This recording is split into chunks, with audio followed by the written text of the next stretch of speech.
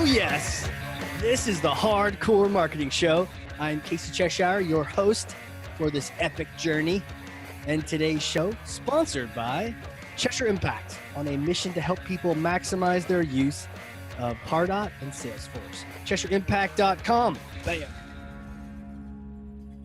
Let's do this thing. We have hit record. My guest today, he is back because why? He is a marketing leader of leaders.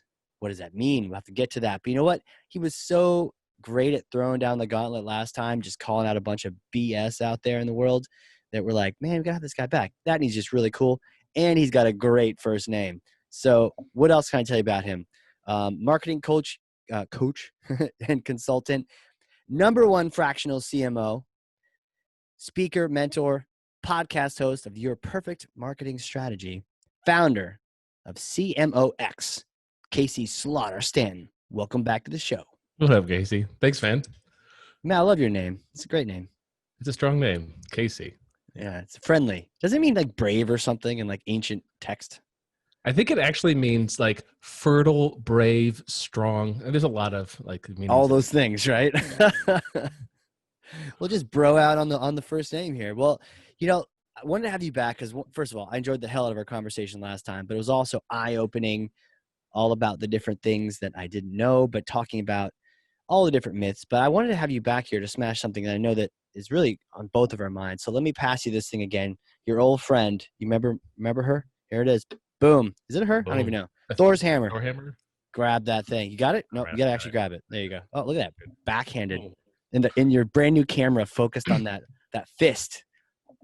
So take that hammer, smash for me some kind of marketing myth, bogus strategy, misconception, set the record straight once and for all. Yeah, I got a great myth I want to smash, which is that you shouldn't wait 17 years to ascend in your career as a marketer to become the chief marketing officer of an organization. Now, on average, it takes 17 years for a marketer to become CMO. And I just want to tell you, like, that is unnecessary today. The role of the CMO is the shortest lived executive role, right? Meaning that just like on a football team, when the football team doesn't do well, they cycle out the coach. In business, if the company doesn't grow, they cycle out the CMO. Right. So to spend 17 years in order to get this position that is so short-lived, I think is a bit foolish. So I want to talk today a bit about what to do instead of going that route. Okay. That's a long time, 17 years. It's longer than I've been in marketing. And I've been the CMO of a couple companies as a result because of the shortcut. Right. Okay. So don't put in the 17 years of the grind only to find yourself, you know, it's like you invested in a house that you saved your whole career, your life up for it. It's built on like Key West sand, and it just like slides into the ocean every few months. Like you got to build it on something firm. So what's the better way of doing it? So also a myth that I want to smash here before I get into what the solution is that marketing consulting is a stable income stream, and it's not. And these people like tout, oh, you can go be a marketing consultant. But if anyone listening to this podcast is a marketing consultant, you know just how hard it is, and you know how fast that revolving door is. You have a client that you service for an amount of time, and then they're out. Yeah. And then that relationship is done because you did a good job. It was satisfactory, but you're working on short-lived problems. Sure, they could be big problems. They could pay well. But man, it is tough to be in the service and sales game. And what I mean by that is you're always servicing because you got to get paid.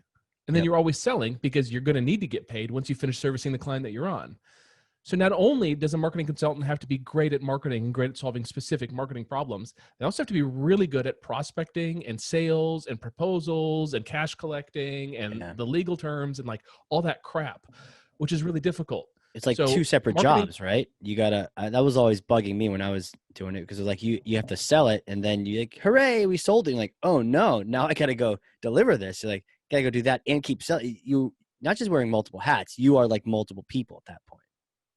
Absolutely. And then you gotta like part your days out.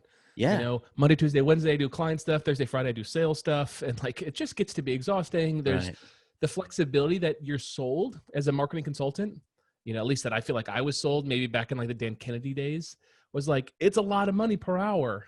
And it's like, you're right, it is when you're flexing, when you're doing the work, but what about all the prep? And when you factor all that in and that you have no continuity, it's really hard to be a marketing consultant and keep a client for more than 6 months. Right. You can keep them for maybe 12 months, but at some point you're going to get out. That contract's going to be over. Yeah. And most marketing consultants that I've met with have one or two clients that they love, and then a revolving door with everybody else. Right. And they're barely making their covering their nut with that marketing consulting client. And they're also sitting on a bar stool with one leg, waiting to lose that leg, waiting for COVID to come through, waiting for that company to get acquired and the PE firm to liquidate the current list of vendors. Yeah. That the same thing, right? The CMO gets swapped out. Every choice they make is like analyzed. Oh, do we need this agency? No, I've got my favorite. I'm bringing that in. And then you're just out even if you did a great job. So it's not even, you're in the same rocky or sandy shore as the CMO is at that point. Yeah. And it's not like you can fault these executives for cycling out the marketing consultant or right? Bring in who you trust. Yeah. Yeah, they want to bring who they trust. And also sometimes it's helpful to get fresh eyes. Unless it's Cheshire Impact, in which case you just leave it. You just leave it in there. Stay forever. Stay forever. Yeah. If you want the impact.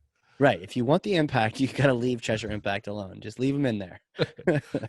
Absolutely. So, all right. So I'm telling people that are listening, don't become CMO, which is the highest ascension of the marketing role. Like as a marketer, you start off as like a marketing tech who like just goes and fetches coffee for everybody.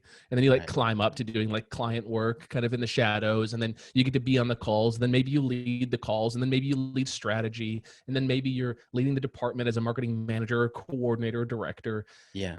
And then SVP of marketing and then CMO. Like this is the ascension. And the CMO is the strategic leader. And I'm telling you, don't do that. And also don't become a marketing consultant where you can be, potentially quote unquote high paid. And we just kind of discussed it is high paid, but it's also like a lot of unpaid work is hidden in there as well. Right. So the sales is completely unpaid, right? Like when you're selling, you're completely unpaid until you're doing your hourly. Like you don't get to charge hourly while you're selling, right? So that's free work. Your billing is free work. You're not on hourly there either. It's only the time when you're, that's why they say like, even like psychologists or, go visit the person. Oh, wow. He's 100 something an hour, but it's like, yeah, but when he's not, to your point, with a client or doing billable work, you're getting zero, Yeah. What do we do, man? This sounds bleak. Sounds like you've shattered all my dreams. I think of someone like Dan Kennedy, classic in marketing, direct response marketing. And Dan's really long on marketing consulting. And, I think that there are some ways to make it work. But honestly, it's like for the 1%. The 1% who's with those Agora-like marketing companies that you can just lock in for a long term. Dan Kennedy must have been, maybe he still is on payroll from Proactive Acne Medicine. Really? Oh yeah. He and Guthrie Ranker launched that brand. And he was the guy behind it. Okay. So, that might be a marketing gig that he can hold forever, but he's got like one of those. I know a very famous copywriter who makes 80% of his income from one client. Now it's a huge income, but also that client has threatened to cancel the contract and they've had to bring in negotiators, like literal like former FBI terrorist negotiators to negotiate this contract to come back online. I'm not kidding. And so those people do exist. Like that lifestyle does exist. Hey, I can go be this marketing consultant and make super big money, but it's that one-legged stool. And really you're just employed by the client without a long-term contract. Right. It still sounds shaky. It's kind of like the people that are like renting a Maserati for an Instagram shot, or renting a seat in a private jet. You don't take off anywhere. You just get to sit there and get some Instagram photos. Like you're like, oh, look at me. I'm, when I hear 1% of them are successful, it's like, okay, that's not even cool. That sounds like a pyramid scheme at that point. Totally. That's not right. And those are the people that are selling education on how to become marketing consultants. Selling education on how to be like this, and they're just faking their photos left and right. Yeah. Yeah, and I do think that there is some validity to some of these marketers who are doing it big, but Sure. there just isn't room for everyone at the top. Right. But also, you don't want to live at the bottom. So, like, what is this middle thing that I keep teasing to, right? Like, Yeah. this is something that I discovered years ago, and my arc was that I was working for a company as the CMO, and I slid in kind of through the back door. It was a smaller company, just like a $2 million a year company, and they got to be friends. And it wasn't like a formal like hiring on Indeed and looking for the best person. It was just like I was the right person at the right time. I met him at a mastermind, so I was the CMO. And in working with them, I came up with all these marketing ideas and all this strategy, and I knew my strategy was right. You know what that's like, Casey? Like when you're working with a client and you're like, I know exactly what I'm saying is right. Yes. Now, executing it might be hard, but I know I'm right. Yes. Right. So I laid out that whole strategy, and then it came time for execution. And I'm the CMO. That's my title. Right. And no one is there to do the execution. Oh. I have some developers, I have some designers, I have some content writers, but I don't have like a marketing technician who's going to be loading the emails for me. I don't have someone who's going to take the start of the campaign that I create and finish it. Right. So I had to do everything. So really, I was a marketing agency of one. Right. And I knew I had no leverage there. And I had this conviction. I just remember like laying in bed and just like having this conviction. What I told them on the call was the right thing to do. But God damn it, I don't want to do it. Yeah. Right. And my value is not in doing everything. Right. I know that to be true. I'm not a great musician. I keep instruments, right? I've got like a mountain dulcimer and a guitar and a banjo up here. I love playing music, but I'm not great at it. I leave that to the experts. Sure. But you're also not charging hundreds of dollars an hour for it either, so it's all good. Right. Yeah, same. So knowing that my strength was in strategy, I needed to solve the problem and get other people to do the work. So I propositioned the company and I said, hey, let's cut me down on time. Let me drop my time down. I'm going to scale back dramatically. I'm going to go from 40 hours a week to 10 hours a week. And we're going to take that cash that you'll save and we're going to hire technicians to do the work. And we're going to hire the best. And then we got the work done. They agreed to it and we got the work done. And the outcome, it was enormous. Like I got more done than I could ever have gotten done myself. And my stress was near zero. Now my income dropped, but it didn't drop 75%. It dropped like 50%. Sure. So then I just picked up another client. Right. And now I'm working 20 hours a week, making the same amount of money that I was making at 40 hours a week with a whole lot less stress, with a way better outcome for the client. Right. Because they can afford to pay for the person to execute on your mastermind plan. Yeah. And you're doing 10 for each, 10 hours a week for each one, working with a person, and then they're executing it. Sounds right. Yeah. And it worked. And it put me in a place of confidence. And it put me in a place of like focusing on what mattered. It doesn't matter. I wanted to be at the pay grade. I wanted to act at the pay grade that I wanted to get paid, right? So that pay grade is not formatting an email to get sent out. That's a very important thing to do, but we can go pay someone to format an email. You definitely don't want to be paying, because it's also like thinking about just how much you're paying per hour for each person and your own time, right? Your time is worth, especially on the strategy, like that's a really expensive thought process. They need to be paying you that, but it's a waste to then have you do something else. Absolutely. Yeah. I worked for an agency years ago and we were at a fixed hourly rate. And it kind of would grind me when I would do something so low value at that agency. Yeah. But still charge that high hourly rate. Right. And the thought was like, maybe I covered that because I did some super high value stuff that was worth more than the hourly rate. So it kind of came out in the wash. Washed it out yeah. And like, I think that an agency model can work occasionally, but generally speaking, I don't love it. And I like this idea that I kind of like built and kind of discovered. And that role became known as the fractional chief marketing officer. So that's what I did. I became a fractional CMO. I didn't work full-time for a company as the CMO, and I didn't work as a consultant. And now let's talk about what the difference is between a fractional CMO and a consultant. A fractional CMO has the benefit of long-term contracts like a CMO. Like what? Like how long? I mean, my contracts are never ending. They have outs on them. They have like natural outs, but they're not expiring naturally. What kind of outs? Like give Just you like non-performance. oh, Yeah. or like So give you like every we say quarter? that we're going to deliver these things, and if we don't, then we can break the contract, or you can break the contract, and we do intervals where you can break the contract. Got it. But they naturally continue, and as a result, contracts last over a year for us on average. Sure. On average, they last over a year, Right. and like that's not the outlier. So that right there leads for a lot more stability in the business, stability in Yeah. income, and also like reduces the marketing that you do. And think you have a full year to replace a client if they only last a year. So you can choose the best client to work with. Also, little positioning trick, you're more desirable if you can't take on business today. Right? If you're like, I'm sorry, I'm full, you look a lot more attractive than someone that says, actually, I could use the money. Yeah, let's get started. Can we start tomorrow? Yeah. Can you wire it to me right now? I can take the I'll cash take out. cash in a briefcase. So these longer term contracts are what makes the fractional CMO better than a marketing consultant. Mm. But a marketing consultant has this beautiful like lifestyle where they can kind of do whatever. They're not held to a specific office. They don't have to show up in a suit and tie every day. None of that. A marketing consultant it's kind of a renegade on the marketing side, which is really attractive. And that's what I wanted. I wanted to do good work and not be held to the standard of like, I don't know. I feel like a well vacuumed car, like showing up to like an office building to like go clock in. That's not what I want to do. That's why I wanted to be a marketing consultant.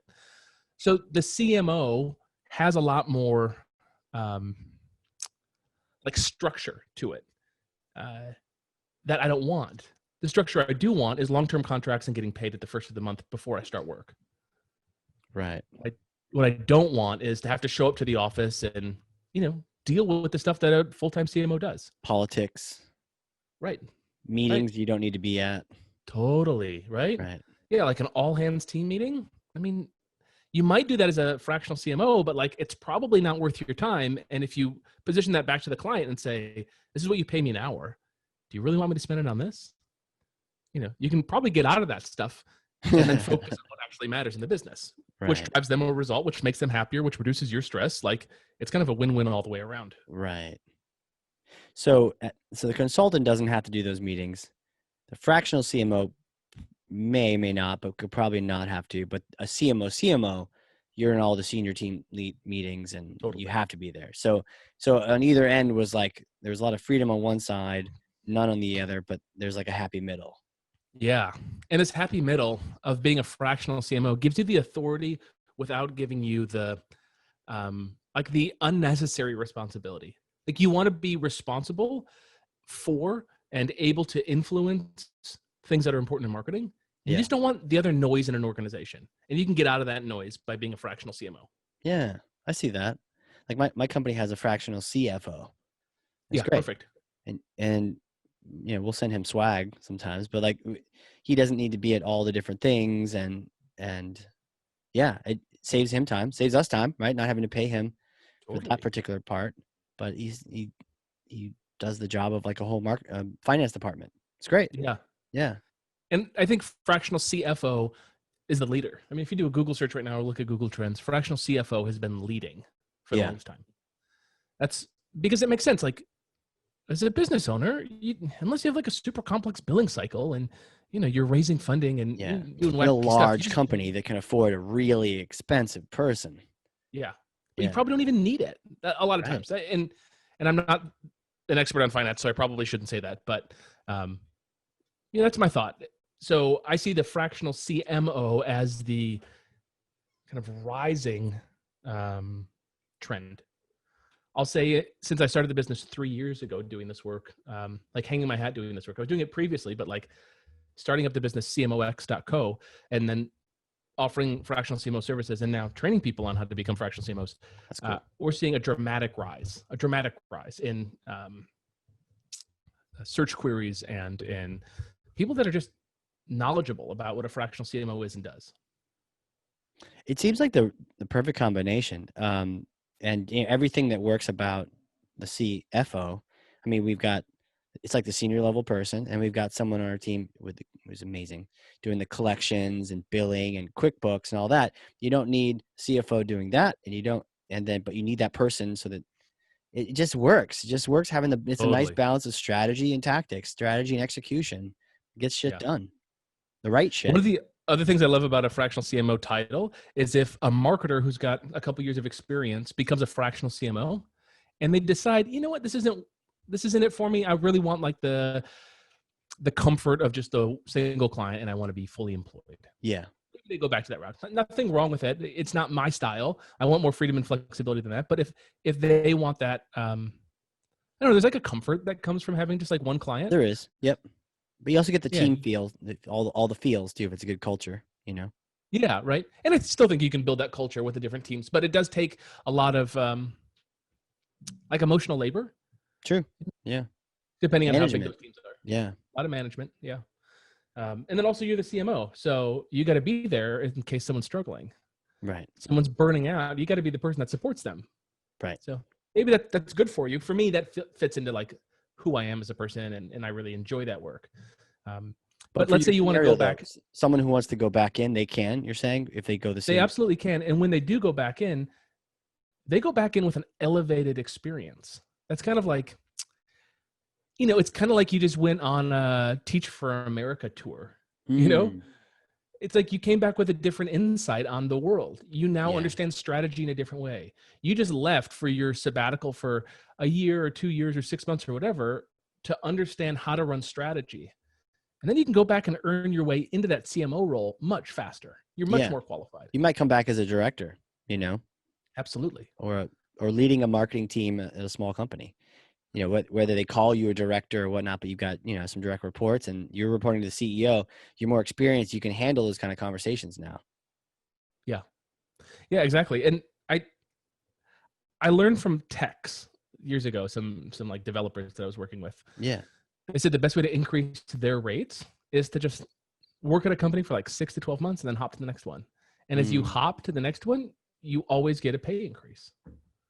And like that makes sense. This is that kind of opportunity for marketers, taking something that's kind of commoditized, like, oh, I'm a paid ad marketer, and now getting the strategy component, strategy and management component, and you go and rock it with a company, then you can go take those learnings somewhere else. And you're miles above like a tenured CMO who's just like, gray and dusty. And the only way they solve problems is by hiring a marketing agency to solve the problem. Right. They're just like a conduit for hiring a marketing agency. They're a glorified marketing HR role, Yeah. Interesting. Shots fired here.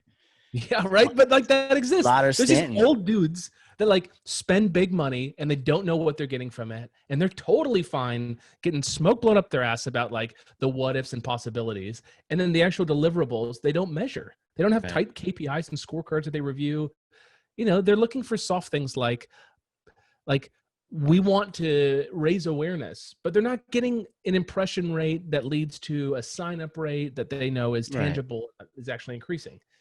And they just know, hey, if I spend my $5 million budget, my $1 billion budget, something will work. Something will happen. I get smart enough people around, something will work. At least 1 million will stick. Yeah, right. Yeah, so I think that the role of the fractional CMO is also really, really relevant today. Yeah. Because of COVID. Sure. I mean, we're seeing major marketing agencies just do mass layoffs. Like some of the major agencies laid off 30% of their marketing talent. Jeez. Right? They furloughed them and then they just gave them the boot. So now these marketers are like just kind of flailing, like looking for work, like everybody else is looking for work. Like in August, right? Second week of August, New York Times reported that 30% of small businesses in New York City are closed forever. Wow. 30%, man. So there's more competition than ever before. Yeah. So if you're just like a marketer, like, and I say that like, because you're not differentiated, right? So like a quote unquote, you're a marketer. Like, what do? I don't know. I do marketing stuff. Can you do email stuff? Yeah. Can you do ad stuff? Sure. Can you do SEO? Sure. Like if you're that person, you're not differentiated and you're just going to be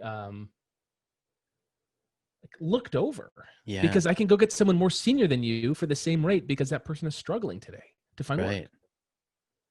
So you go compete in the same market with the same people you've always competed in for the same jobs that don't exist anymore, or you invest in yourself and you invest in ascending to the highest level of the marketing role, which is the fractional CMO, or it's the CMO. And then you say, I want the freedom and flexibility, so I'm going to become a fractional CMO. And again, a fractional CMO, like, companies want a CMO. Like, this feels good to them. If they have any funding, their funding wants to know that they have a really strong bench. They want to know that, yeah, they don't want to be like, yeah, we've got a bookkeeper offshore. It's like, no, like, we've got a killer CFO. Yeah. I mean, he works for us 3 hours a month, but we've got a killer CFO. Yeah. Like, check that Right. box. Yep. Right. We've got a killer CMO. They only work for us 10 hours a week, but like, that's all we need. Cool. Check that box. Instead of saying, all right, we just put all of our money into a CFO and CMO, and now we have no cash to spend on the marketing campaigns, and we can't improve the product. And they can't do anything with that. Yeah. Yeah. So I think that the role of the fractional CMO is rising and will only get bigger. I think the pressure for organizations is to reduce cost, because maybe they took a hit, or maybe they're just getting into marketing, and just think how difficult it would be. Just like, put on the hat real quick that you own a business and you're doing $3 million a year and you have an 18% profit margin. Okay. Like, that's not Sounds great. All right. Yeah. Right. They could say, like, hey, that's not a bad business. Okay. Are you going to go spend $170,000, $250,000 a year on a CMO, going from no CMO to that? I mean, that's going to suck up a lot of your profitability. That's like a third of your profitability. 18% is high, but yeah, like, yeah, you're just going to, it's an investment. You're only going to invest that money in things that are going to grow, that are going to return something. You're not just spending it to spend it. Yeah. So with this, like, kind of hesitation to go from zero to full bore on marketing support, they want a step stool. So the traditional step stool is a marketing agency. And marketing agencies can be problematic. When you're working with a marketing agency that has a lot of different clients, they do a lot of different work, and they're not specialized in one front, it's possible that marketing agency doesn't give the client the focus they need. I can tell you what, if the very first thing they recommend is rebranding your website, then you should run away in terror. Right? Rebrand. Yeah. How about we make money with what we got first? Right. Then we take the profits of that, and we have a pizza party, and then we think about rebranding. Right. Yeah. Yeah. So I think the role of this fractional CMO is, I'm really excited about it. We're seeing just like a lot of growth in it, a lot of interest, a lot of sales as a result, a lot of transformative services that are being provided. But what does a fractional CMO do? Right. And I think the best way to answer that question is, what does a CMO do? And a CMO sets the strategy. I think of it like if we're on a sailboat, because I'm kind of basic, it's like, okay, who's on the top of the mast looking out and telling us where to go? That's the CEO. They're saying, go that way, I see land. Yeah. Right? And then you've got the person on the boat who's like telling everyone what to do. That's the CMO, right? Like, that's the CMO saying, like, okay, guys, we got to go over there. To go over there, we got to go around this thing, and then we got to go down this thing, and oh, look, like, there's a sandbar, we got to go around, whatever. The CMO is that person who is responsive to the CEO, but they have to be able to shout back up and be like, I hear what you're saying, but we can't do that. We've got to go this way instead. Like, I know you want to go that far, but let's go stop here first. Yeah, there's a port right over here. We can get some supplies. Yeah, go get some rum, right? We're low on rum. We're low on rum. Yeah. So the CMO has to be able to take generalized direction from the CEO and then, like, distill it into outcomes, and then also push back on those outcomes if they're possible or not. We're working with a company right now, and they want to drive a bunch of signups to their SaaS program. And they've identified it's a low-cost SaaS program. Cool. Just like a couple bucks a month. And they want to drive a bunch of new signups. And they say that the lifetime value, or what they're willing to afford to acquire a new customer, is X dollars. Right. It's low. It's less than $50. Well, it's kind of hard to get that customer, and they want a huge volume. So what we say is, okay, we hear what you say. You want this volume at this rate. Okay, cool. So that gives us some confinements to figure out what marketing strategy we should deploy to get that to happen. But I'm not confident we can deliver that. We're going to work really hard, but I don't know if it's possible. So right now, I'm going to say for the next 3 months, that is the goal. And then in 3 months, I'll have data and I'll tell you if that goal is possible or not. That's what the CMO does, right? They own the outcome from the executive, and then they push back on the executive when it makes sense and say, this isn't possible. This is what is possible. Here's what we can do. Here's some crazy ideas that we can try, but I don't really think that they're, a great move. And what I really want to do is these two things, like, is this good with you? Can I deliver these things to you? And the CEO might be like, wow, that's a bummer, but at least now I'm rooted in reality and I know what's possible instead of like, some pie in the sky vision. Right. Needs that feedback. Yeah. They do. Because a CEO isn't a marketing expert. Right. I mean, potentially. I guess he came from the marketing field, he or she. Right. Yeah. Right? We're working with someone who's like a Wall Street guy. He's a numbers guy. So he wants to see the numbers and he's got some ideas of what's possible. And we have to push back on capacity. It's like the team can only deliver X or we have to get more team members. So we can only reach this percentage of your goals. Yeah. Like increase the budget for us and we'll make your dreams come true or reduce your aspirations. It's like one or the other. Right. That's what the CMO does. They identify the right things to do and they get the right people on board to do them. So a fractional CMO does the same exact thing, but they just don't do the bullshit. Right. I feel like a CMO could spend their hours, 10 hours a week doing high level strategy, 20 hours a week in support. And then maybe the last 10 hours a week in like shaking hands, meeting people in a non-COVID world. Like the CMO might host webinars, the CMO might, mop the floors, whatever. They're going to stay busy. But their most valuable time is probably in that 10 hours of strategy. Right. That's what the fractional CMO does. So I didn't want to show up to these calls as a fractional CMO and not know what to do. So I spent a lot of time working out a process that I call the functional marketing framework. And it's this approach to solve the business's problems. And it's kind of like a ground up approach. It's like the book Traction. Yeah. The entrepreneurial operating system, Gino Wickman. Yeah. Gino. It's like that kind of approach, but only to marketing. So what are your past marketing campaigns? Who's on your team? What are the goals for the business? What's the vision? You do this huge dump early on when you start working with the client, and then you come up with your strategy. And we call that a functional marketing systems map. It's the systems map. It's the whole marketing system. Right. And then you say, who are the vendors that we need? Who are the team members that we need? What are the campaigns that we're doing? What are we doing in the next 60 days for the finish of this 90-day sprint? And you then get that work done. You hire the right people and get the work done. And through doing that, my team and I, we've developed SOPs. Like, how do you run a successful webinar? Well, we have an SOP for that. And it has everything that you would need. And it's generalized enough to fit into any organization, but awfully specific too.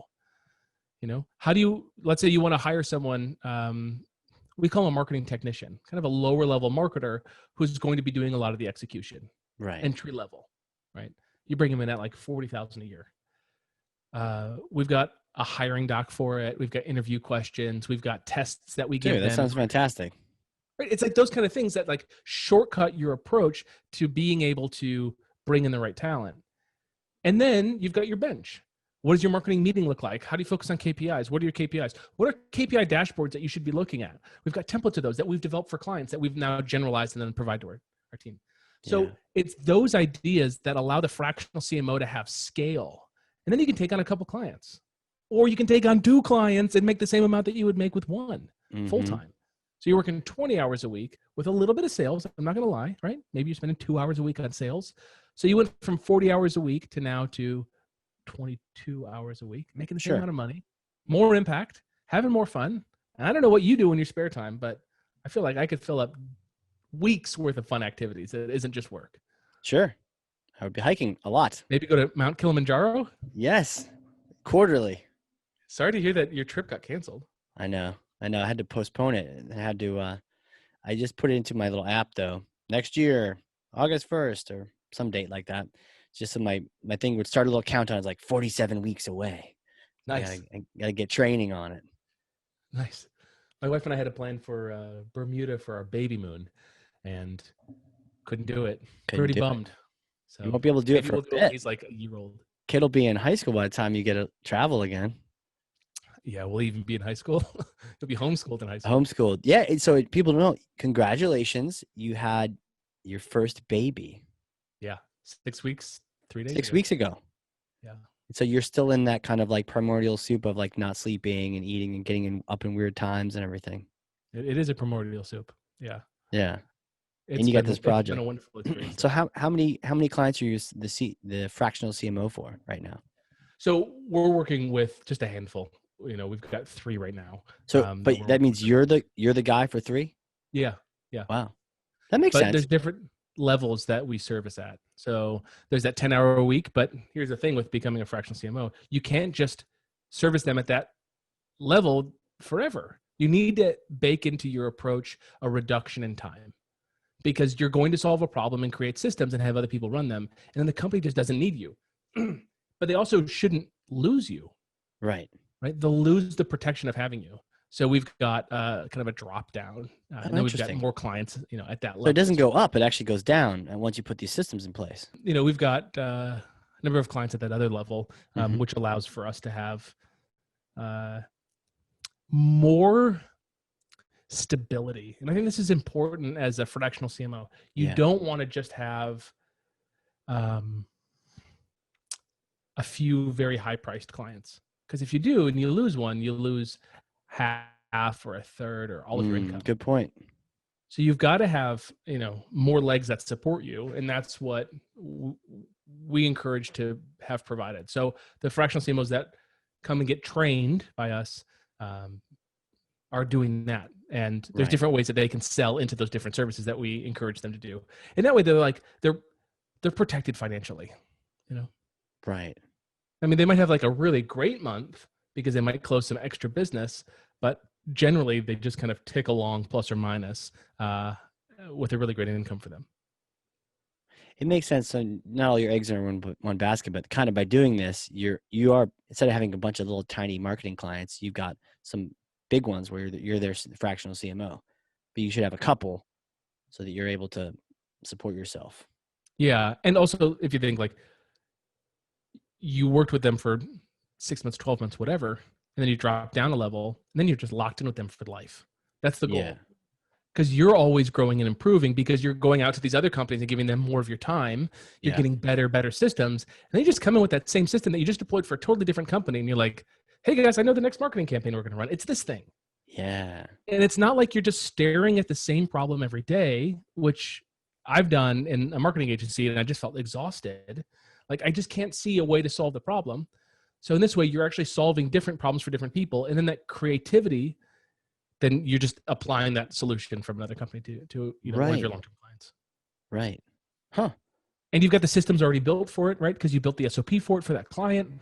Other people are already running it. You're very confident in it, and the work is very low. So you don't need to have, you don't need to be compensated highly. Like, you get compensated well, but it's not like the same hourly rate as your full tilt service. Yeah. Just because you're not putting in the same hours. You're just kind of copying and pasting. But it's supportive. It's not like you're cheating. You're giving them exactly what they need. Oh, yeah. It just doesn't take a lot of helping. time. It's making a difference. So who cares? As long as it's making an impact. How qualified do you have to be? Because a lot of people are like, okay, don't put in 17 years, but I mean, Yeah, right. do I need 16? Like, what's the Well, deal? we've been interviewing folks to train them to become fractional CMOs. It's been interesting. So we've got people that have been in marketing for years, but they've been in corporate marketing where they haven't really done much. Right? They're just like glad-handed. They've just like shaken hands and like delivered proposals, but they haven't actually done anything. Yeah. So I actually like the lower level marketer who has more hands-on approach. I like that marketer who's just like a Jack or Jill of all trades, and they kind of know ads, and they know SEO, and they know content writing, and they know email marketing, and they get how to update a pixel on a website. Like, I want that person because they're typically really well experienced. That said, it's possible to be a fractional CMO in an organization that likes a more bureaucratic, slow, less tactical approach. So it's not to like scare those people off that they can't be a fractional CMO. It's just their clients have to be the type of clients that they know. Got it. So really either or, Yeah. these different kinds, but your background then reflects on the kind of organization that probably needs you the most. Well, I would say yes. And a modifier to that is that Sure. you want to be able to produce results. Yes. You know, like think of a Have to. tech. Sometimes I get like a little jealous of like people who are developers. I've got a good friend, Bill, who is like the CTO of Whole30, Oh. and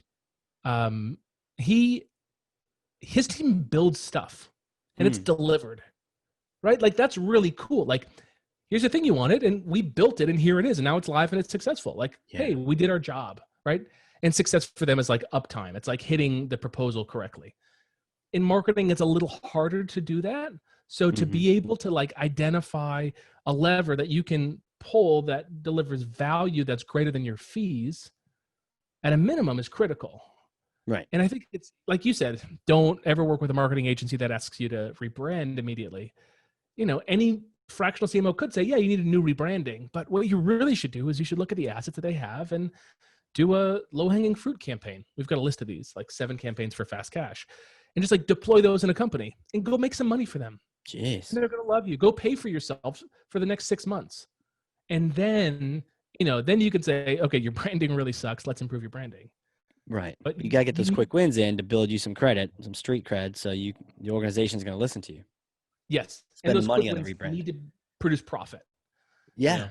Yeah. At the end of the day, like your job as a fractional CMO or as a marketer in general is to serve the entrepreneur.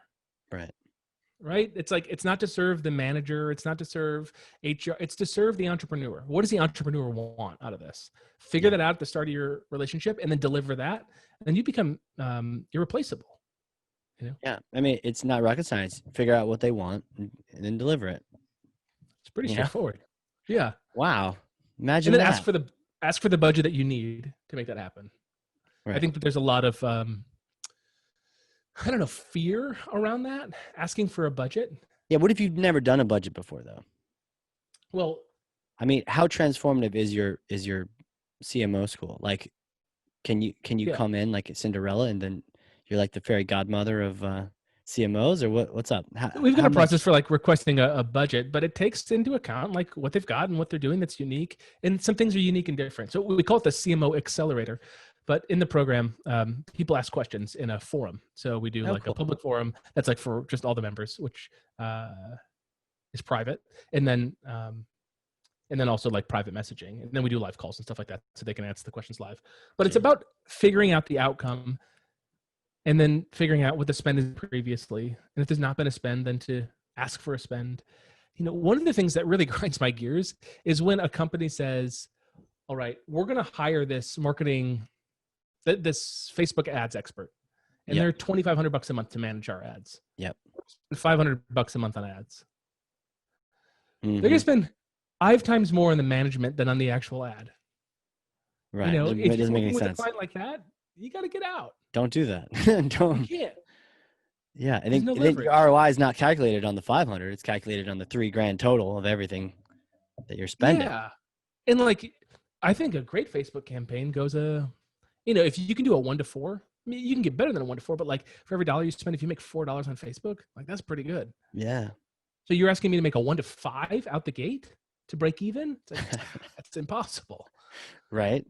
So you got to be able to play with bigger numbers and bigger companies. You know, there's some interesting rules here. It's like, what kind of companies do you want to work for? Working for like $1 million a year company, if you're maybe like an agency marketer, that might sound like a big company, but that $1 million company might only have $100,000 in profit a year, including if that paying their executive. If that. Yeah. If that. So any fee that you charge is probably going to take money out of their kid's mouth. Yeah. And that might even be too small, those kind of companies. But these are all going to be great experiences. And the smaller the company, the more likely they may be willing to just, because they're like, can we get value out of this person at kind of a discount? You know? Yeah, so right. Everyone's kind of playing that game to figure out. But then if you can acquire those experiences, you mentioned earlier, like the devs that jump every 6 months can do that as long as their code is solid. But for marketing, if your you do it a couple times is one thing. I mean, I would move maybe after a year and a half or so, um, until I found something that was great, and I just stayed. Um, Yeah. When but it's good, it's that can good. hurt you. If I see someone with like 4 months, 3 months, 6 months, unless it says marketing consultant or unless it says fractional CMO, I'm Right. like, what? Really?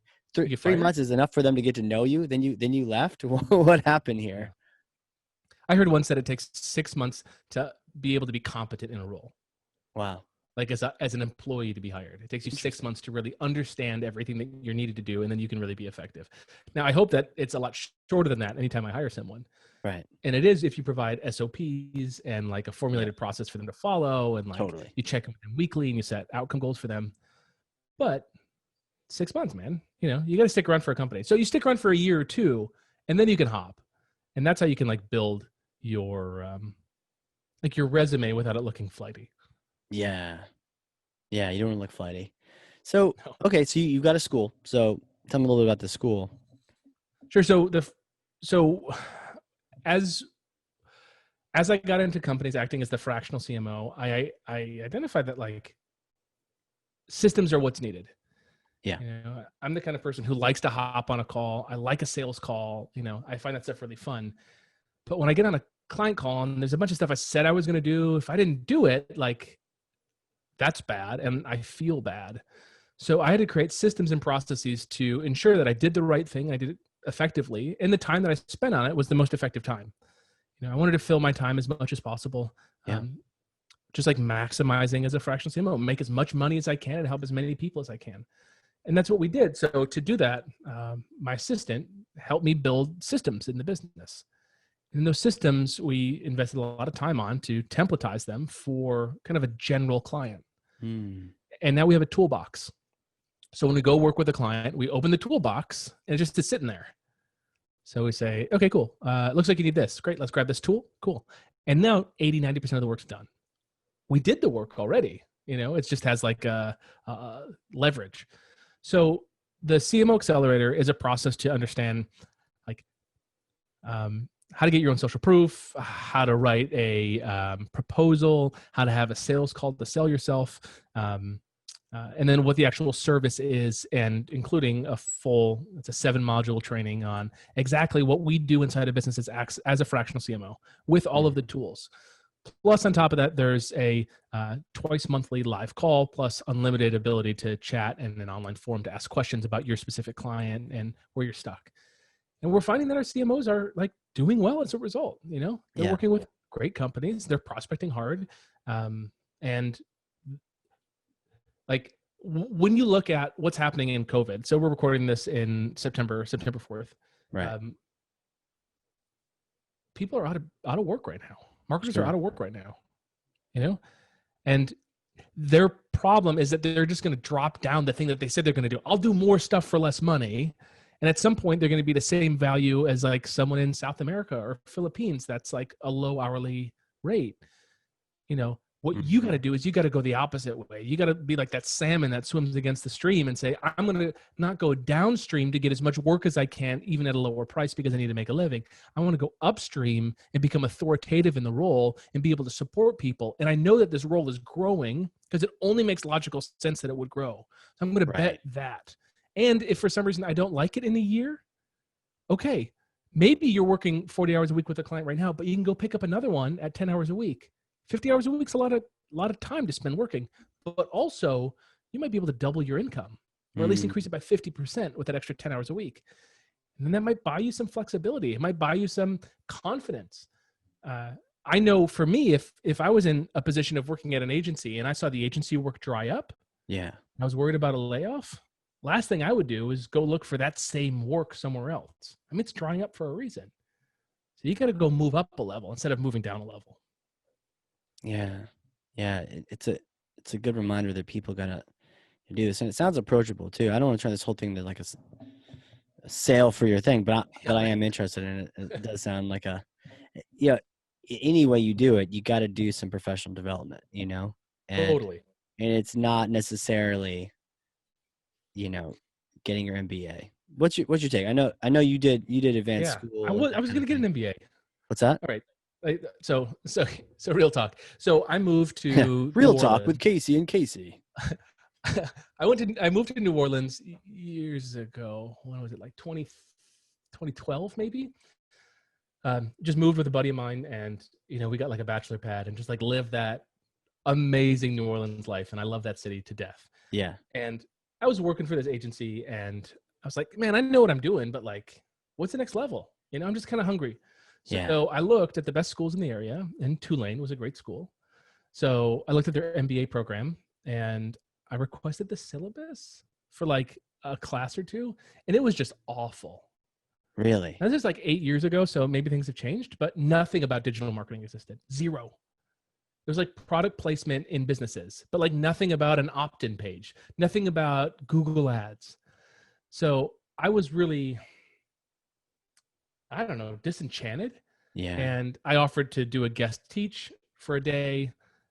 They asked for my transcripts. I said, I don't want to give them to you. So I just didn't respond to the email. A year later, they said, hey, we'd like you to come in. And I was like, okay, but I have crappy transcripts. I was not a good student. I have a 2.5 GPA from Michigan State in environmental policy. And they're like, we don't care. Like, we just have to have the paper. No one's going to see it.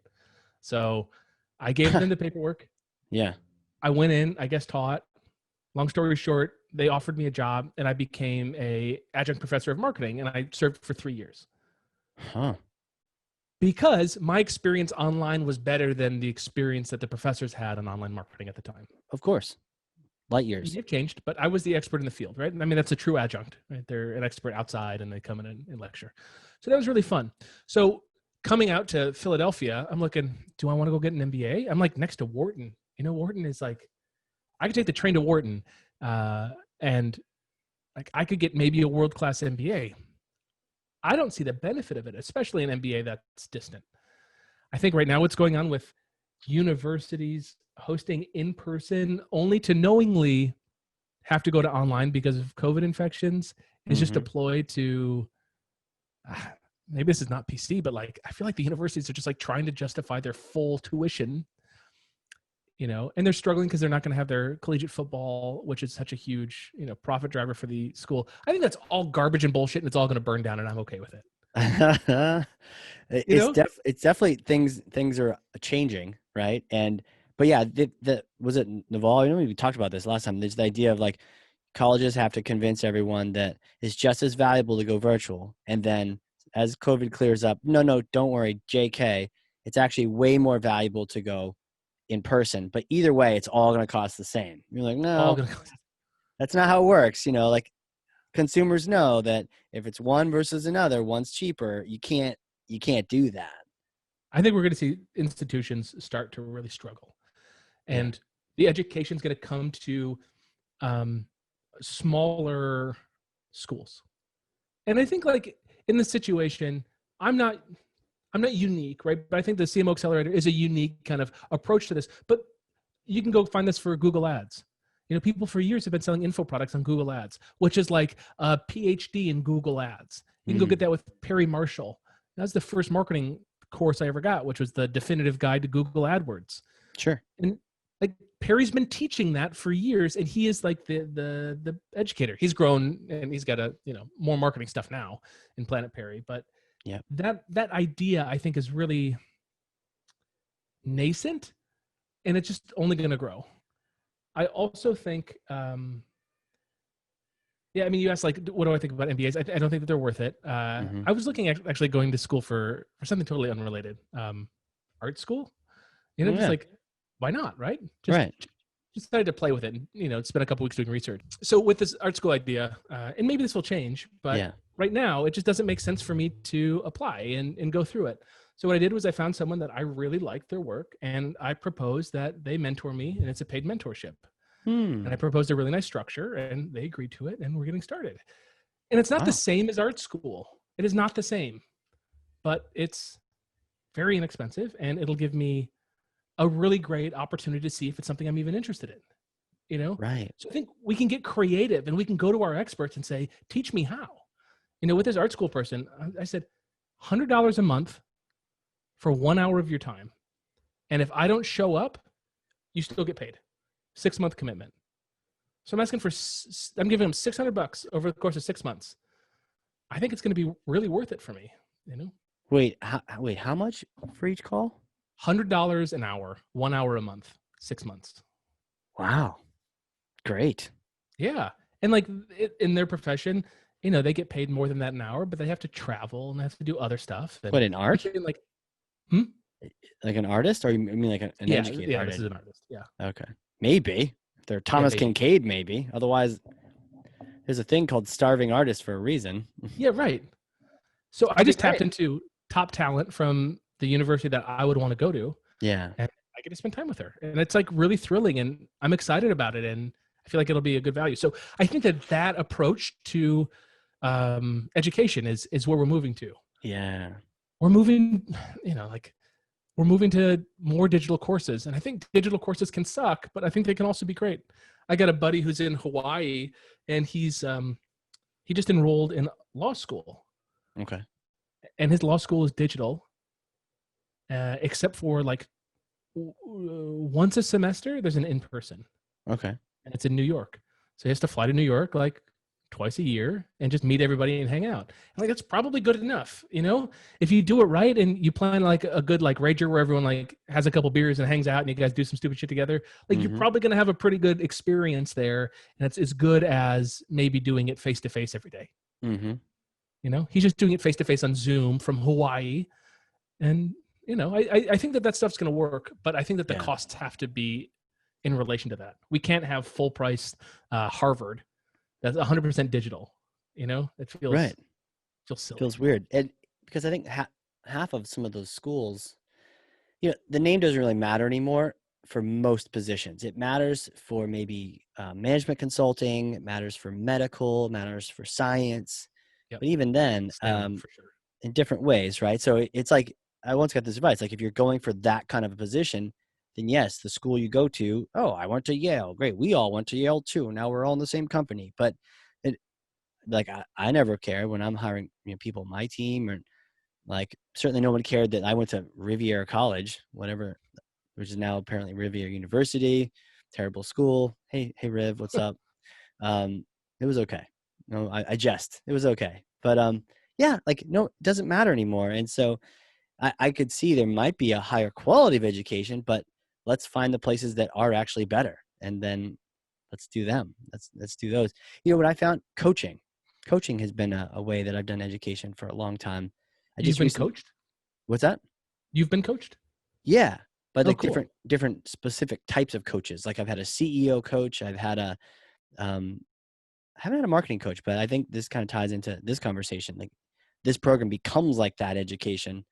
But I've had like fitness coaches. I've had like nutrition. I hired a tri coach when I wanted to learn to do triathlons. You know, like you have to, right? And then I recently hired a mountain climbing coach.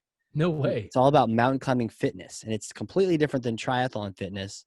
It's all about getting up tall mountains, and they use the same kind of techniques as like the triathlon coaches, but it's a different outcome.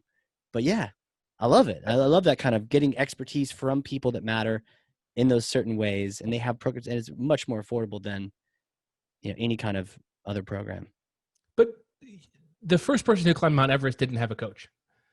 True. So the reason that you're doing it is why? So that you can do other stuff in your life and have leverage? You know, I think I think why we learn anything is you can accelerate things because you reduce the amount of trial and error, you know, like, okay, yeah, Sir Edmund Hillary and other people, like they climbed mountains and they failed for years and they did these other kind of things. So it's like, okay, let's learn from them, and maybe I'll have failures too, but maybe not as many, and maybe not for the same reasons as these people. You know, same thing for the triathlons. You know, I could just show up and that would be fine. But I was like, I want to know what's going on, and it feels better having a Yoda telling you what you can expect, you know, and then you can really focus on the thing and not what is it going to be like and all these. Nope, this is what it's going to be like. This is what you got to do with your stuff. Here's some tips. You got to prep this stuff. Apparently racers are won and lost in transition. They're won and lost. Oh, interesting. In the time in between your swim and your bike, between your bike and your run, because apparently not for me, I'm pretty fast, but like, because a lot of the athletes are just so good that, you know, you're not going to make up 30 seconds on your run versus someone else. Like it's very hard. But Sure. if you take that much longer to put your shoes on or to get in your bike and to get That your makes gear sense. on, if you haven't laid it out nicely, I've done both. I've laid it out nicely and I've not. And like you're digging through your bag for your sunglasses. You got to lay it all out ahead of time. You get your towel, you get your socks, or you get your shoes, whatever you got, you know, and if you've done that, you're out. And I've seen a lot of people wandering around transition in those in that gated off area in a daze, probably because they're exhausted like I am, but they maybe they don't know that the time counts against you. And so Right. it was helpful having a coach saying, by the way, don't slack off just because you're in between those two events. Totally. Yeah. I think a coach is incredibly helpful. I started getting coached with strategic coach, Dan Sullivan. I think his work is incredible. So I don't know if we talked about that. I didn't maybe I did realize this, but yeah, I do. I've done that too. Oh, you did? I've got right here. I'm reviewing How the Best Get Better 1 and 2. I've got both books Nice. right here. His approach is like, I love the simplicity of it, and it's forever. Yeah. You know, one of the things I learned from Farnham Street, I don't know if any of the readers know Farnham Street, fs.blog. It's great. Farnham Street is the street that Berkshire Hathaway's headquarters is on, I think. That's where it gets its name. So it's about like Charlie Munger and Warren Buffett's investment strategies. Okay. And more than that, it's about the mental models. So Shane Parrish, who's got a podcast called The Knowledge Project, which is just meaty. It's so good. He's got this line that says on the website, like learning the best of things that people have already figured out or something like that. So it's learning like the shortcuts in life. Yeah. And mental models and the approach to it. And actually these red books here are his mental model back books. there. Nice. Yeah. But he's got this this thing that I learned from him, which was master the things that are slow to change. That's it. And I picked up on it maybe like a year ago or 2 years ago, and it's just been really hard for me to shake. It's just so perfect. So what's fast to change? Google search algorithm. That's fast to change.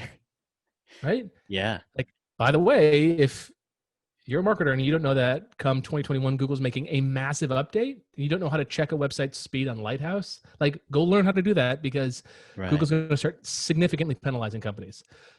So like you can go be an expert in that. Cool, man. And I hope people are experts in that, because I never want to be. Yeah. But that person has to be up on all the search engine news sites. Yep. They have to be testing. They have to be working with enough clients to really understand what's going on. I mean, it's very complex, and plenty of respect for those people. I don't want to be that person, because that's like, if you get sick for a month, you like lose your place, right? Yeah. Like you lose your education. So what's slow to change? Slow to change is the fundamentals in business. Yeah. Like if you want to be in email marketing, I think email marketing is great, because email is like slow to change. Yeah. There are principles that will always last. A good subject line, a good body copy, good deliverability, good open rate, good click-through rate, like low spam rate. These things are very simple, and you can monitor them over time. It's not like an algorithm is going to screw you up. Mm-hmm. I think Amazon listings, fast to change. You can make a lot of money on Amazon in a short amount of time, and then it can be gone the next day. Plenty of stories I'm sure you've heard of people who have like struck it rich in one trick online only to see it all go away. Oh yeah. Yep. So master slow to change. I think slow to change, like, you know, the CMO Accelerator is based on slow to change, you know, methodology, but also just slow to change in your life. Just consider that. What's slow to change is like weight bearing exercise. You know, there's going to be some new 60-minute, like cute outfit workout facility that pops up in your community. Spenga. Spenga? Is that a name? You heard of Spenga? No, never. Yeah, I'll tell you about it. Keep going. Okay. So these things like pop up, that's fast to change. What's slow to change is like, what kind of load can your body be under, and how do you track that over time? Yeah. And you want to get stronger over time, and you want to be consistent. Yeah. It's like, if you want to go do a spinning class because you like the music, cool. Right. But like, that's more the sprinkles on like the main, you know, thing, which is the core. Yeah. Yeah, the core of it is like, what is the fitness? So what is the slow to change stuff in your business? And just consider in your life, what are you focusing on? Fast to change or slow to change? Yeah. For years, I was I'm into photography, and I chased that digital gear dragon. It's like a heroin addiction, man. It's like you can't Sure. get enough of the latest. And once you finally buy the thing after years or months of research, the next September they announce the upgrade, and the upgrade just beats the pants off what you have. And now your Right. device is worth nothing, right? That is fast to change. Analog photography, slow to change. So I picked up I've got a Hasselblad 500 CM. It's from 1988. It's the camera that they Wow. took to the moon, right? Really? Slow to change, dude. Slow to change. That camera's never going to be out of style. It's never going to Really? stop working. Yeah, as long as the Jeez. technicians are alive. Oh, a friend of mine actually has the watch they wore to The the moon Omega as well. Speedmaster? Yeah. Oh, so you already Yeah. know it. Do you have that too? Yeah. No, I don't. You're practically Neil Armstrong if you get the watch and you have the camera. That's what you need. Yeah. Right. But the watch had a Velcro band on it, which, that's like the true way to wear it because it had to go around your huge, A huge arm. yeah. Yeah. Yeah. Padding.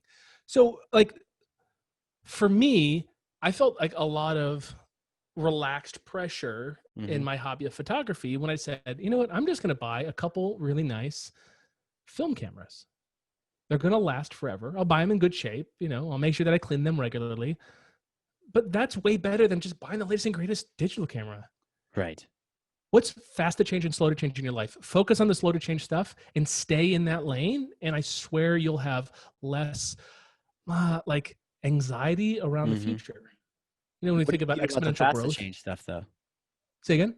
What do you do about the fast to change stuff so that it You doesn't find the experts in it punish and you you? hire them. Okay. You appreciate them. You Yeah, appreciate the you experts feed that and water them. right. Gotcha. Yeah. And okay, there's one thing here. This is like totally not PC, but I think it's really important to know. Have you heard of this website, OnlyFans? It's a OnlyFans. No. porn site, No, I don't think but so. it's like blowing up right now. Here's what it is. It's a small dollar a month membership fee. And some of these stars on there, which are just amateurs, are making $100,000 a month from it because they're charging $3 a month, $5 a month. So these websites are blowing up as a result. Like this website specifically is blowing up. They're taking the world by storm. I think we're going to see a huge shift online in people who subscribe to it. And why I mention that is not because I'm like a connoisseur of pornography, but because like pornography leads the industries. When something happens in porn, it trickles down to the rest of the world. So So what we're seeing, is this site porn then or no?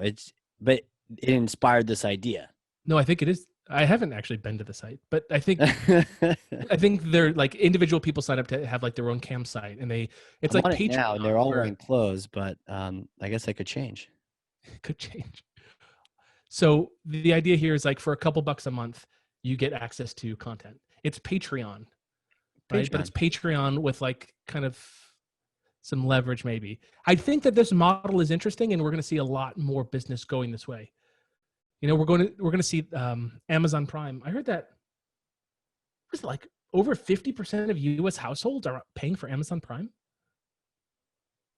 How many? 50%? Over 50% of U.S. households. Yeah. I think it's that big. I mean, it's enormous. That's a lot. And I was thinking the other day too, I saw an Upstruck UPS. 62%. Sorry, 62%. Really? Yeah, the latest consumer intelligence research partners estimates Amazon's U.S. Prime membership at 101 million. That is 62% of U.S. households are Prime members. That's as of January of 2019. Okay, 100 million what? Members? Yeah. 100. At what, $79 a year? I'm trying to do that math. Yeah, what is it? Like $8 billion in just membership fees. Times what? How much is it a year?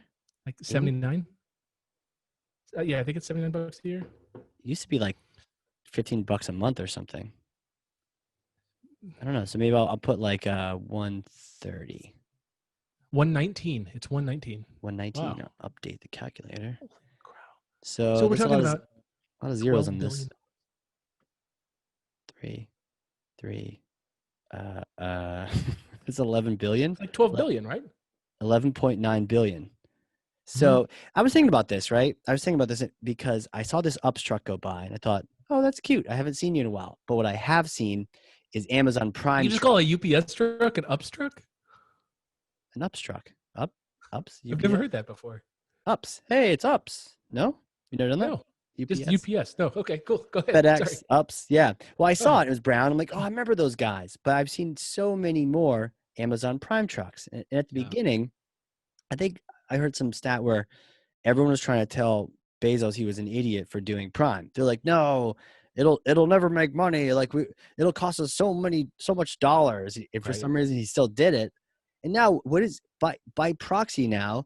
You can run your own FedEx on 12 billion. What did we say? 12, 12.9? Yeah, 12 Yeah, billion. Yeah, on totally. 11.9, $12 billion. You could run your own FedEx, and they are, right. They don't they don't need the brown trucks and the FedEx trucks and all these other trucks anymore. They don't need the post office anymore to deliver this stuff. And it's like, interesting. They're getting stuff to us in 2 days Right. and it's free somehow. Oh no, we're paying for it, but we don't even care because it's aggregated. But then I thought about all the troubles we've had with the post office and all those conversations. Well, Yeah. clearly we've got something going on here for $12 billion. Looking at Man, FedEx, their operating income yeah, was, or their revenue, sorry, their revenue was 70 billion last year. So 70 12 billion. billion is huge. 12 billion is like a fleet, right?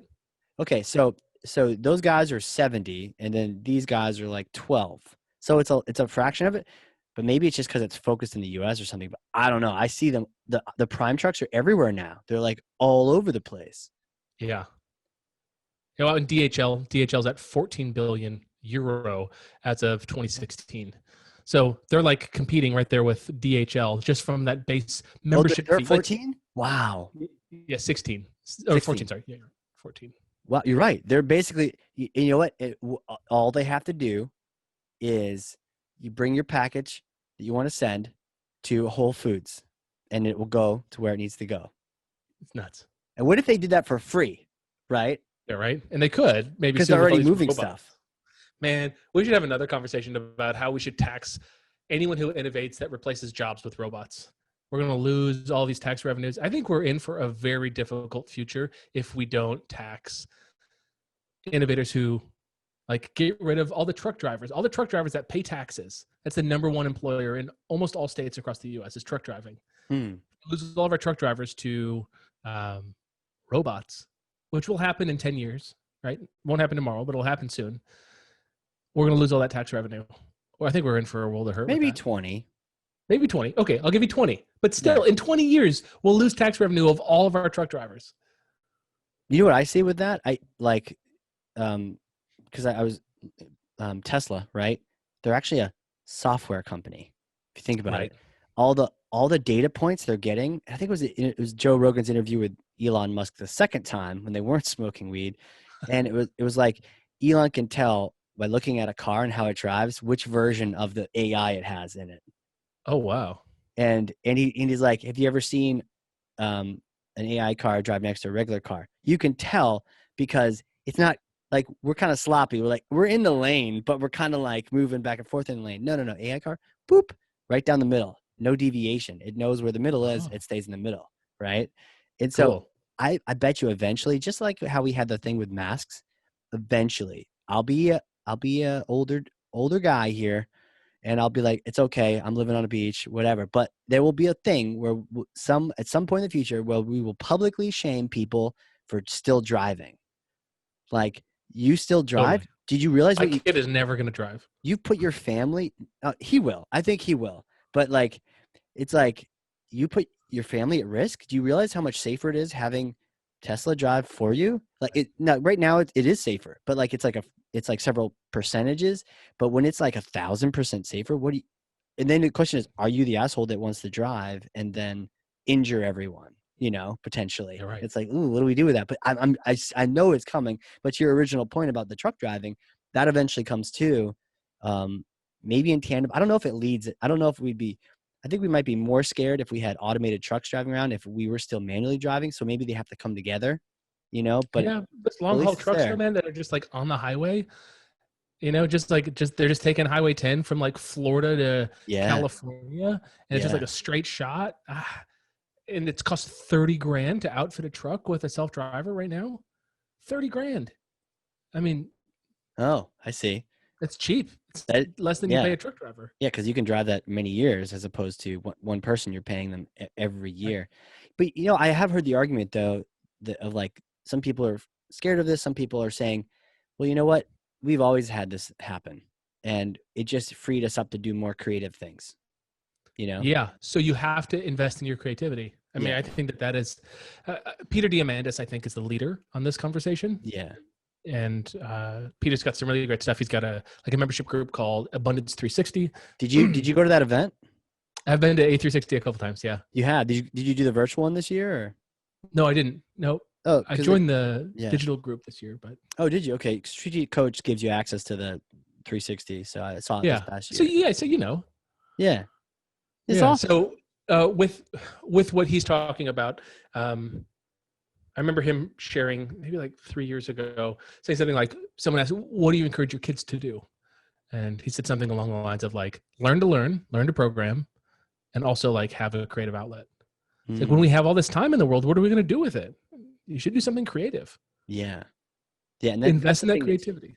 That's the thing that's hard for computers to replace, is the creativity, is the Yeah. thinking. So as we get bigger and better factories and automations and driving, and that there's more and more time for us to do the creative things and appreciate the creative things even that much more.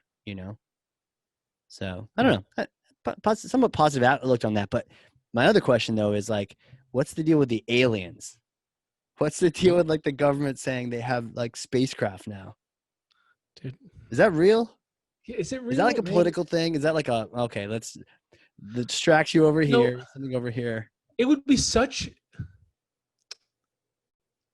Are you an alien? Is that? I don't want to get political, but like, we're going to run up to an election, and if Trump really wants to win everybody, he's going to like legalize marijuana, and he's going to tell us about the aliens, and then like it'll be utter chaos. No one will know what to do. Yeah. And it's like pulling that ace out of a hat. Like, oh yeah, the Joint Chiefs briefed me on this when I first joined the Oval Office. Right. Right. Yeah. They're like, you really shouldn't tell anyone about it. And he's like, I'm the president. I can do that. Right. And if anyone would tell us. So my thought is like, because of like how whatever vocal he is. Sure. If he hasn't told us, it doesn't exist. That's my thought. Because I think he would love to share some information there. And he would share on Twitter too. For sure. Totally would. He's like, check out this photo. He's like peace signing next to a spacecraft, right? Right. A dead alien embalmed. Right. Yeah. He's like, look at this. I don't know. Yeah. So what do you think? Is that real? Man. Wow, that's its own conversation. And then how important is marketing if there's aliens? Yeah. Yeah. I mean, I think fear-based marketing. I think the prepper community would really rise. Right. Yeah. It's surprising that the prepper community is so strong right now, knowing how well they did with Obama, because, like the whole, like they could make the play like Obama's going to take your guns. So then the prepper community sold a bunch of like MREs and all the stuff that you need. But now we get a conservative guy in. But I think these prepper communities are doing very well right now, especially during COVID. Yeah. So, if you're going to go into like one market, get into preppers, I think. And then you can sell gold as an upsell. You sell like a fake Trump coin. Oh yeah, right? gold. You've seen those like the fake silver minted Trump coins for like $70 limited edition collectors. No, whatever channels I used to see those ads though. The Silver Eagle space shuttle coin. Yeah, exactly. Collector. Yeah, hand painted. Hand painted with silver. Yeah. I remember that. Well, that's cool, man. Well, hey, we're coming up to the top of the time here, so why don't you throw out some links? The CMOx, what's a site? Where do people go if they want to investigate that? Because I think it's definitely worth people investigating. Yeah, cool. So you can go to the website cmox.co, and then there's a careers link. Okay. So just click on the careers if you guys are interested. If you're hearing this and you're like, you know what, Casey? Yeah, I'm interested in learning more about becoming a fractional CMO. Go there. I've got a little video presentation that kind of lays out some stuff that we talked about here, and then some additional stuff kind of on what we're looking for. So we're looking for some marketers that we can train and to support them and grow them to be fractional CMOs. So that's CMOx.co, and then click on the careers tab on the menu. Yeah, I mean, other stuff that I think people should be aware of. I think that Peter Diamandis' 6 Ds of exponential growth. Google that. That's a good one to know. That's about what's going to happen in the future. 6 Ds. Then go find a creative outlet. You know, like what does that mean? I think it means like go identify creative things that you've wanted to do before. If you want to get a drawing, go find like the #1 rated book on Amazon for how to draw. Go get it. And just like on calls or whatever, just doodle a little bit. Just start like stoking that creative fire. I think it's so important because there's going to be a time where you'll have more time for that. And you don't want to be just starting fresh. Start fresh right now. Yeah. Agreed. That's the way to do it. Go climb a mountain. I don't know. Climb a mountain, man. Hire a coach. Hire a coach. Hire a mountain coach. I think it's a good idea. That's a cool idea. Yeah, man. Totally. Well, dude, it's a blast. Got to have you come back on here regularly. We'll keep tabs on how old your baby is each time. Cool. For those listening, if you learned something, and I know I did because I got 2 pages of notes over here, then share this with someone. Be a thought leader. Tag someone. LinkedIn's great for that. Tag myself.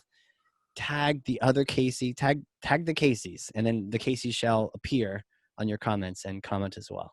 That'll be fun. Yeah, thought leadership right there. Hey, man. Fun times. Thanks again for coming. Yeah, thank you for having me. Appreciate it. Absolutely. For those listening, this is the Hardcore Marketing Show.